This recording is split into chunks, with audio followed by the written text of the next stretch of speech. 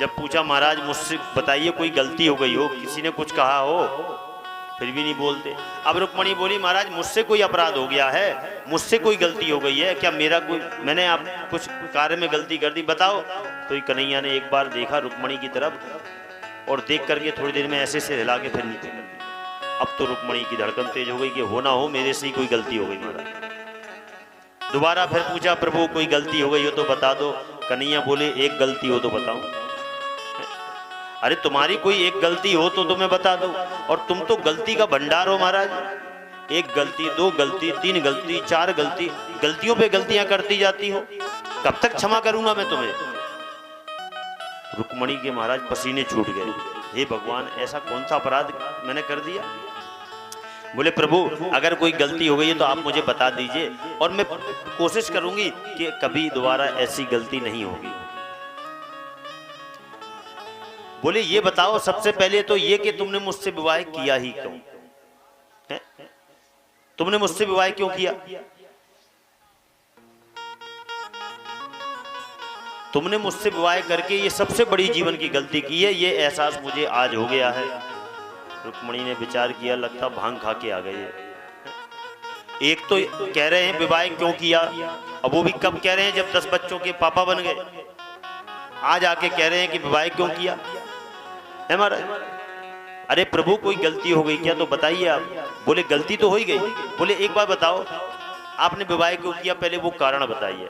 अरे तुम अगर सोचो कि मैं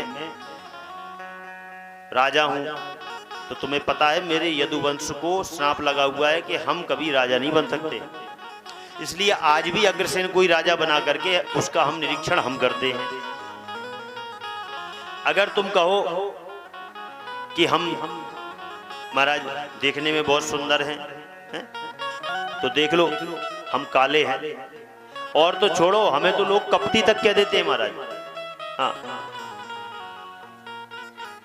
अच्छा तुम अगर ये सोचो कि महाराज हमने तो आपके खानदान को सुन करके आपसे शादी की, तो हम सच बताएं हमारे खानदान का भी अभी तक कंफर्म पता नहीं है।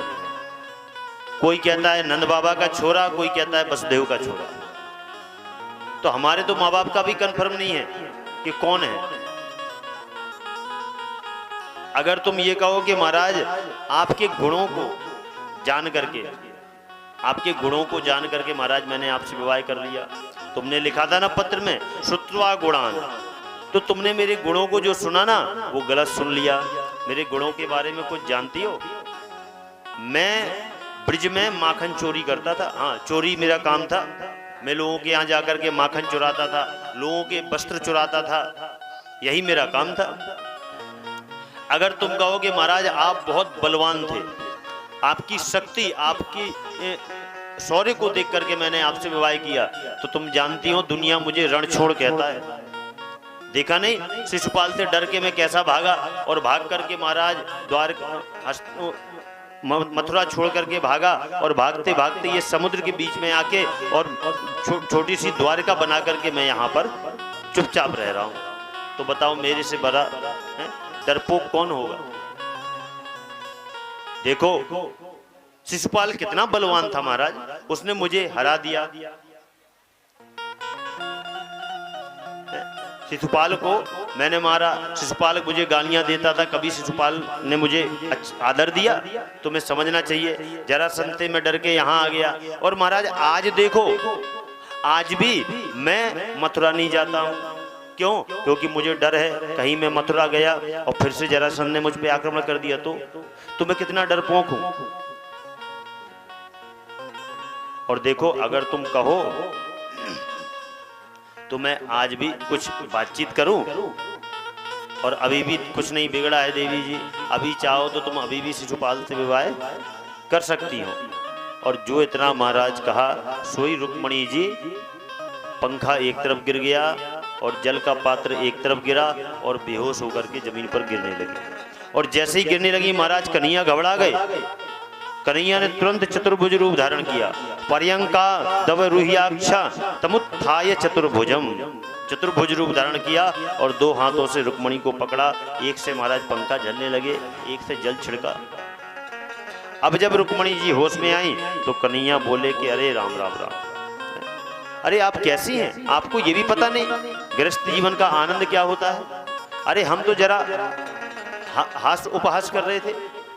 देवी जी, अयम ही परमो लाभो गृहेषु गृह मेधिना, यही तो सौभाग्य है गृहस्थ का।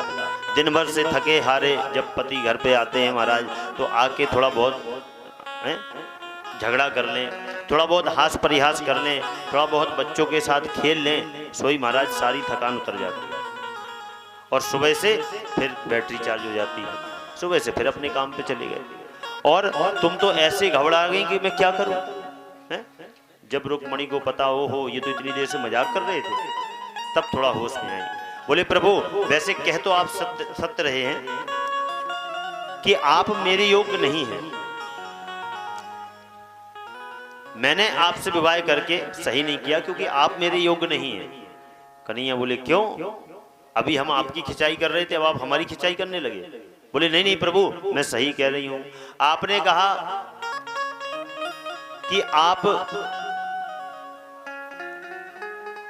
राजा नहीं बन सकते, तो सत्य बात है महाराज, आप एक क्षेत्र के राजा नहीं हैं, आप तो पूरे जगत के सम्राट हैं, आप तो पूरे जगत के महाराजा हैं।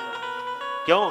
बोले जगन ईश्वरम यस्य भवेत्, अर्थात इस जगत के जो एकमात्र परमात्मा है, एकमात्र जो भगवान है, एकमात्र जो सम्राट हैं, वो कौन है? बोले वो हैं प्रभु भगवान नारायण। तो आप तो पूरे जगत के राजा हैं, तो ये द्वारिका के राजा बन करके क्या मतलब। दूसरा, आपने कहा कि आप के माता पिता का कोई पता नहीं है, तो महाराज एक बात बताइए, आपके भी हैं कोई माता पिता हो सकते हैं? अरे आप स्वयं पूरे जगत के पिता हैं, आप तो पूरे जगत के पिता हैं महाराज, आपका कौन माता पिता? वो तो केवल लीला मात्र के लिए आप आते रहते हैं, वरना देखा जाए तो आप इस संसार में किसी के पुत्र नहीं हैं, बल्कि आप पूरे संसार के परम पिता परमात्मा हैं।